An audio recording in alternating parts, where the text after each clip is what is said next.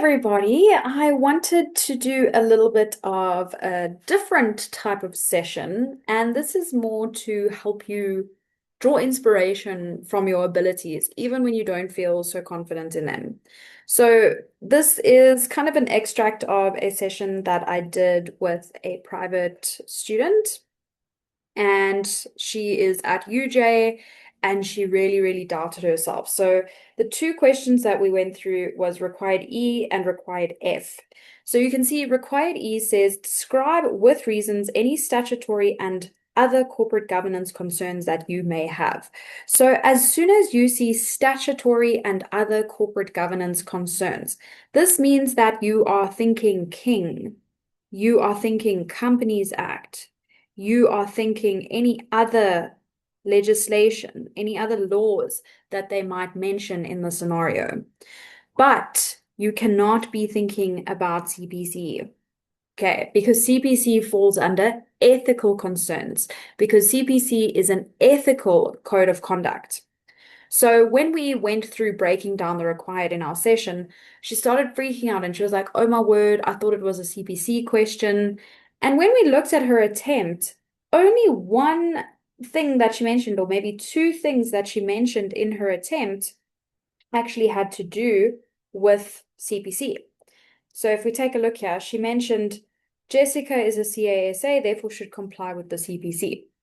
Okay, so obviously this is going to be out of scope for the purposes of the required that we are dealing with because it only asked for statutory and other corporate governance concerns. But we went through how she could fix this if she were to answer a CPC question, right? So one of the things that she did is she said that Jessica is a CASA, therefore she should comply with the CPC. And immediately you're not going to get a mark for that unless you specify which parts. So we continued to work through the points that she had put down. I gave her some advice for CPC. So for example, she said Jessica is not adhering to the fundamental principle of integrity. Now remember, in CPC, you have to give a threat to a fundamental principle, or you have to state that there's a breach of a fundamental principle. Remember, a threat is it might happen, a breach is it has already happened. So there's no chance that it's going to happen because it's already happened. Okay. And then the other important thing about a CPC type of question is if you are going to mention a fundamental principle, you need to link it to the definition in part 1 of what that fundamental principle is. So in the case of integrity, it's being straightforward and honest. But regardless, for the purposes of this required, this point was also out of scope.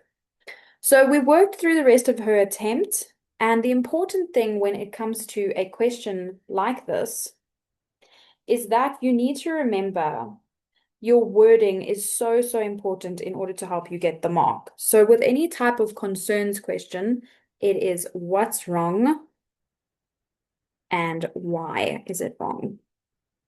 Okay, so your what's wrong is obviously going to be linked to your scenario. It's the trigger that's coming out of the scenario. And why is it wrong is essentially which principle or section is not being complied with. Okay, so principle and application, as people may have learned it at other universities. Okay, so if we look at what she's put down, you can see that she did mention over here, in terms of the Companies Act, a company should not be carried on recklessly or with gross negligence or with intent to defraud. So she quoted essentially section 22, which is the reckless trading. That's the principle, and she linked it to the application. She linked it to the trigger in the scenario, so she'll get the mark. Okay. Then mentioned in terms of section 76, the board of directors are supposed to act in the best interest. So there again, we have got the principle, and she links it to the fact that they are causing harm to creditors because that was obviously what was said in the scenario.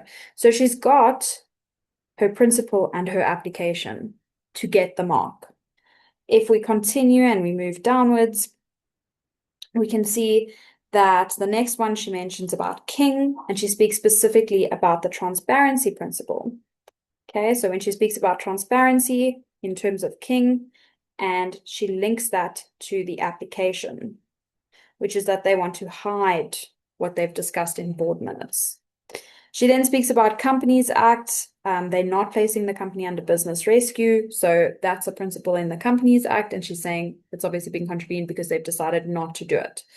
So the long story short over here is that we worked through what she had put down. She thought, oh my word, I'm doomed because I spoke about CPC. So she was like, oh my word, I've completely flunked this question.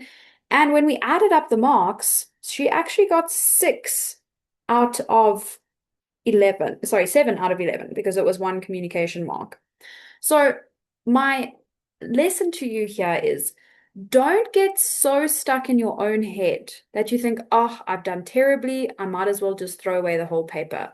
Because this is testament to you don't know what you've done until you've given it your all. Okay. You don't know what that result is going to be. So just give it your best shot because you never know. It might just be enough to get you that pass. So I hope that this helps and gives you a little bit of inspiration.